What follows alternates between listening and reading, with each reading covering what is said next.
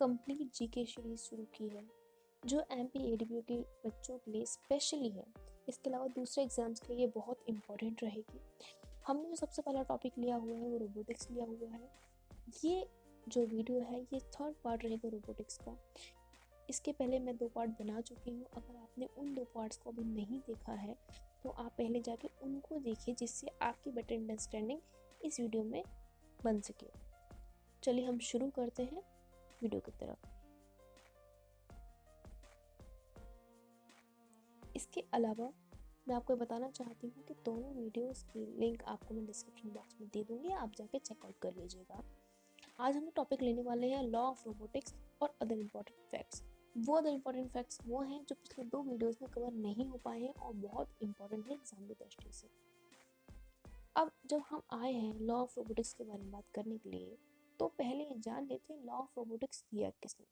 आप ये जानते हैं इस संसार की हर चीज़ किसी ना किसी तरह से गवर्न होती है ना। तो अब रोबोट्स है, उसको रोबोट को गवर्न करना है तो उसके लिए लॉ होना ज़रूरी है। अब लॉ है तो वो किसी ने बनाया होगा, किसी ने दिया होगा। तो लास्ट वीडियो में हमने पढ़ा था एक बुक थी रनर अप, जिसके राइटर थे आइजैक असिमोव। उस बुक की क्या खास बात थी आप मुझे कमेंट बॉक्स में कमेंट करके ज़रूर बताएं, क्योंकि मैंने लास्ट वीडियो में पूरा अच्छी तरह से पढ़ाया हुआ है, तो आप उस पर एक बार कमेंट ज़रूर करें। चलिए हम जान लेते हैं आइजैक असिमोव उन्होंने रन अराउंड बुक लिखी थी। उसी बुक में उन्होंने लॉ ऑफ रोबोटिक्स दिया हुआ था, जिसका उन्होंने कहा था कि इन सब बातों का रोबोटिक्स के फील्ड में विशेष तौर पर ध्यान दिया जाना चाहिए। वो सभी बातें कौन सी थी, आइए चलिए देख लेते हैं। उन्होंने कहा था कि रोबोट ऐसा होना चाहिए कि किसी भी व्यक्ति को हार्म ना करे, किसी व्यक्ति को इंजोर ना करे।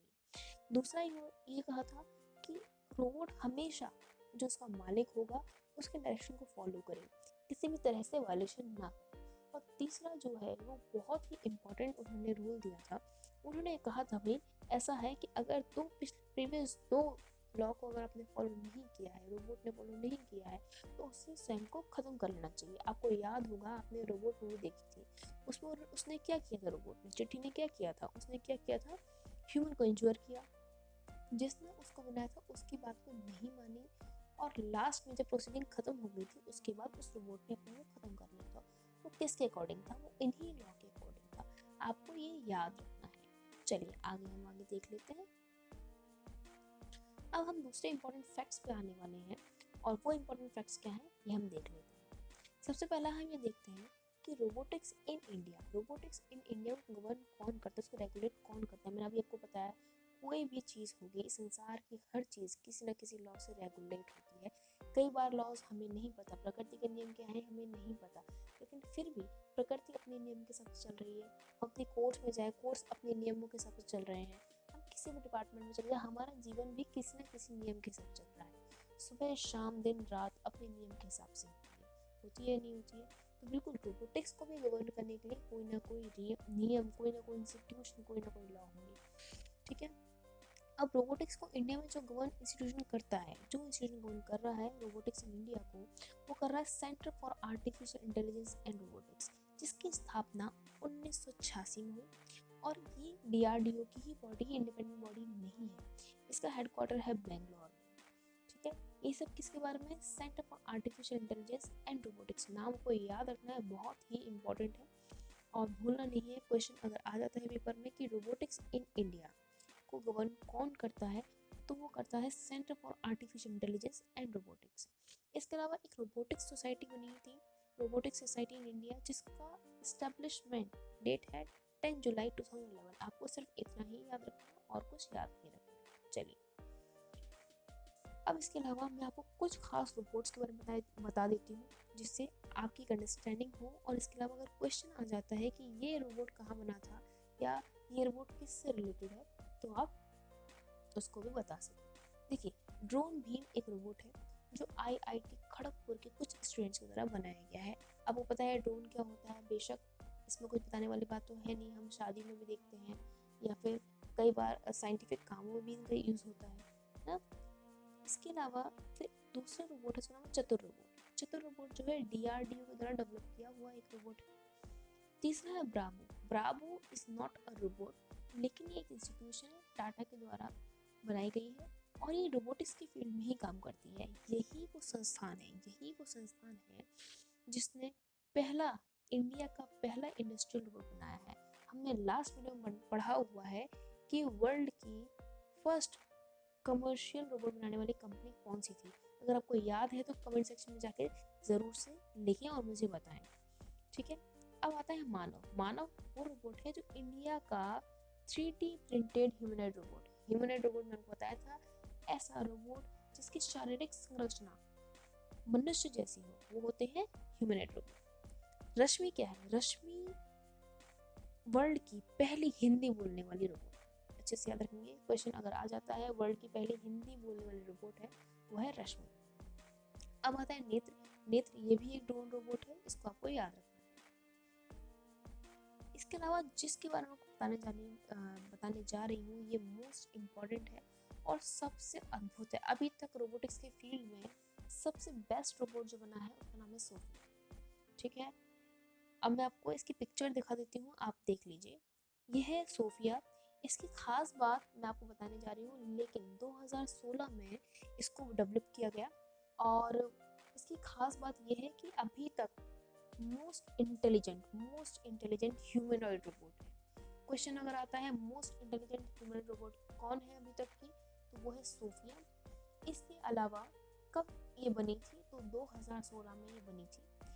इसके बाद इसको बनाया किसने? अब बनाया तो होगा किसी न किसी ने, तो हैंसन कंपनी के द्वारा बनाया गया था, जो हांगकांग की कंपनी है, उसके एक कर्मचारी डेविड हैंसन, उनके द्वारा बनाया गया। तो क्वेश्चन अगर आ जाए कि सोफिया को किस कंपनी के द्वारा बनाया गया, डेविड हैंसन।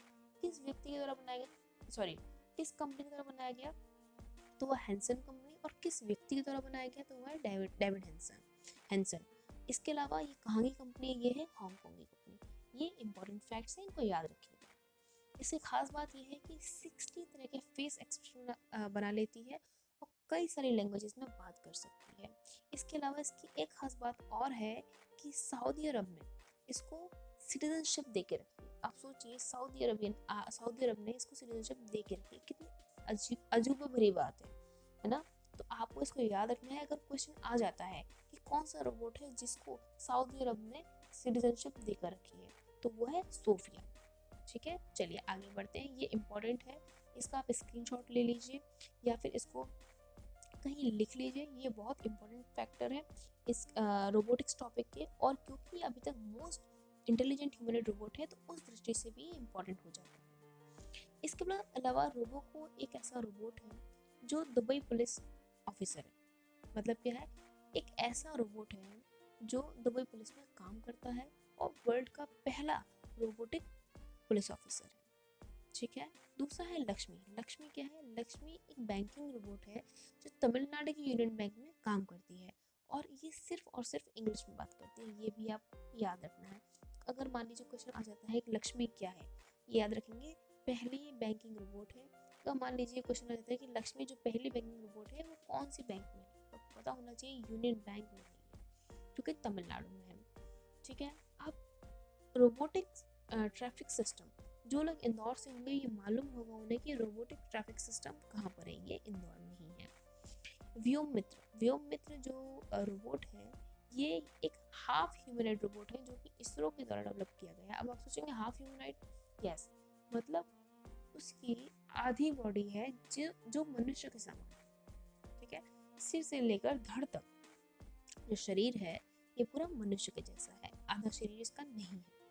अब आस्क दिशा पे हम थोड़ा ध्यान देंगे। आस्क दिशा IRCTC के द्वारा लॉन्च किया गया एक रोबोट था और ये कस्टमर्स के लिए था। ठीक है, कस्टमर्स अपनी क्वेरीज इससे क्लियर कर सकते थे। तो आस्क दिशा किसका रोबोट है? ये IRCTC का है। ठीक है, आज की वीडियो यही खत्म होती है। आपको ये वीडियो कैसी लगी आप मुझे कमेंट सेक्शन में कमेंट करके ज़रूर बताएं। इसके अलावा आपकी कोई डिमांड हो, कोई क्वेरीज हो या फिर कोई सजेशंस हो, आप मुझे ज़रूर दें, मुझे बहुत अच्छा लगेगा। आपको हमारी अगर लाइव क्लास अटेंड करनी है तो स्क्रीन पे दिए हुए नंबर पर आप कॉल कर सकते हैं, आप मैसेज कर सकते हैं, व्हाट्सएप कर सकते हैं। इसके अलावा हमारे चैनल को सब्सक्राइब करना, लाइक करना, शेयर करना बिल्कुल भी ना भूलें। हम आपके लिए ऐसी ही वीडियोस लाते रहेंगे। MPADP को पूरे GK में आपको कवर कराएंगे। इसके अलावा लॉ रिलेटेड आपको सारे मटेरियल हमारी वीडियोस पे मिलता रहेगा। इसके अलावा लॉ स्कोप नाम से हमारे इंस्टाग्राम पर पेज भी है, उसको फॉलो करें। इसके अलावा अगर आपकी कोई भी डिमांड है आप मुझे ज़रूर बताएं, मैं इस पर काम करने की पूरी कोशिश करूँगी। Thank you so much.